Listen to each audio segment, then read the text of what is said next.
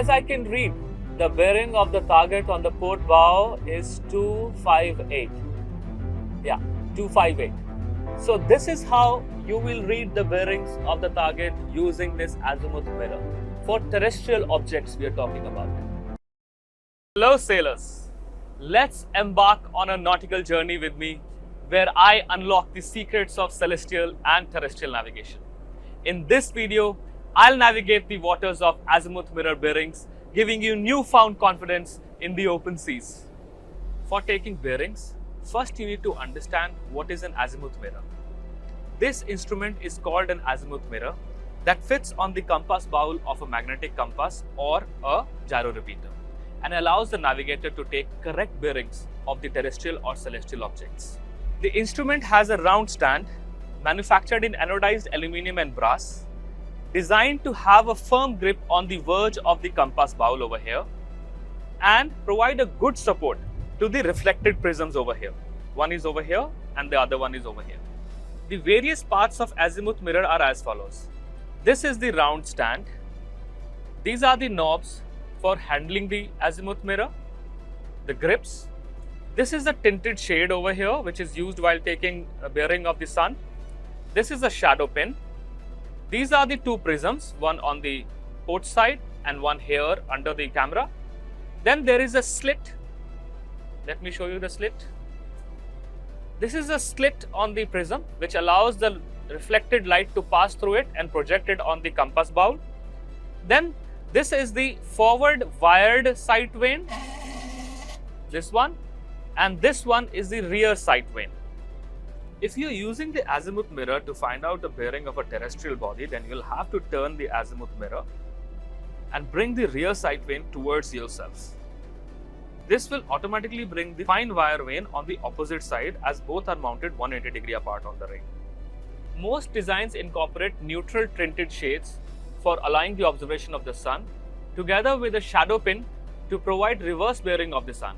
And some more modern styles include two shadow pins for transit sightings. If you are using the azimuth mirror to find out the bearing of a terrestrial body, then you will have to turn the azimuth mirror such that to bring the rear sight vane towards yourself, and this will automatically bring the fine wire vane on the opposite side as they both are mounted at 180 degrees apart.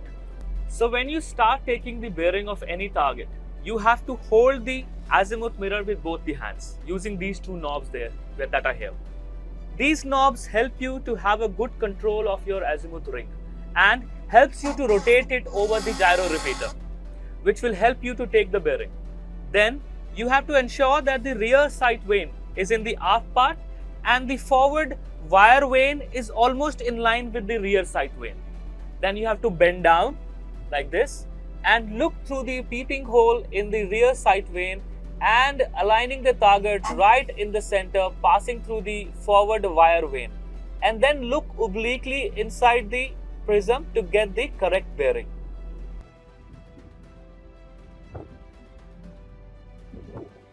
As I can read, the bearing of the target on the port bow is 258. Yeah, 258. So this is how you will read the bearings of the target using this azimuth mirror for terrestrial objects we are talking about. Now this bearing helps you to also identify whether the target is on the collision course or not. How to do that? Once you have taken the first bearing, like we did just now, 258, we'll take another bearing after 5 to 10 minutes and see what is the bearing. Let's take another bearing.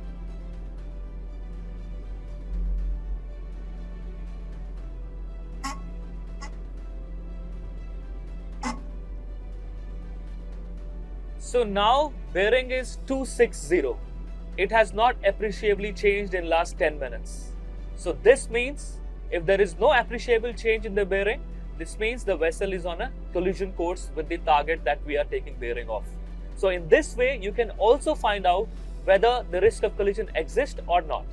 If you are familiar with the call regs, it says very clearly, if there is no appreciable bearing change with the target, that means the risk of collision exists.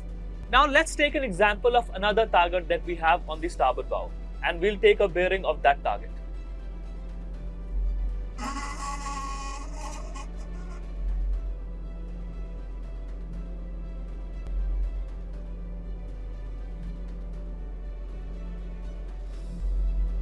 So bearing of target is 282. We'll take another bearing after 5 minutes to find out if there is a risk of collision or not.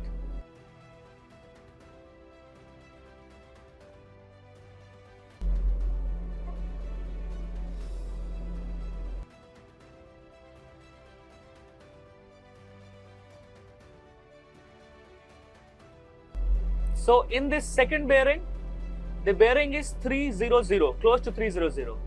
So that means the bearing has changed in last 5 minutes, one. Secondly, the bearing is opening up. So when the bearings are going away from the vessel, it was 280 and now it is going away and changed to 300. So it means the bearing is opening up, and that's how you have to report to your officer once you take a bearing. And if the bearing is reducing, let's say after 280, if the bearing had become 270, my report to the officer would be the bearing is closing in.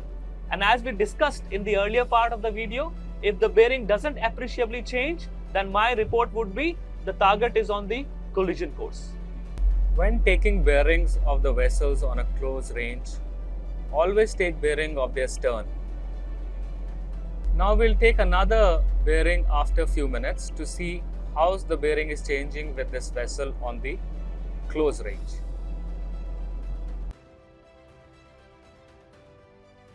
So now the bearing has changed and the vessel is closing in, but as the vessel is in close range, even the appreciable bearing change does not mean that there is no risk of collision. So you have to navigate with caution and continue to monitor this target. And that's all about the bearings for now. As you chart your course through life's vast oceans, may the knowledge gained here steer you towards success. I wish you clear skies and calm seas in your maritime endeavors. Set sails and conquer the horizons. Thank you.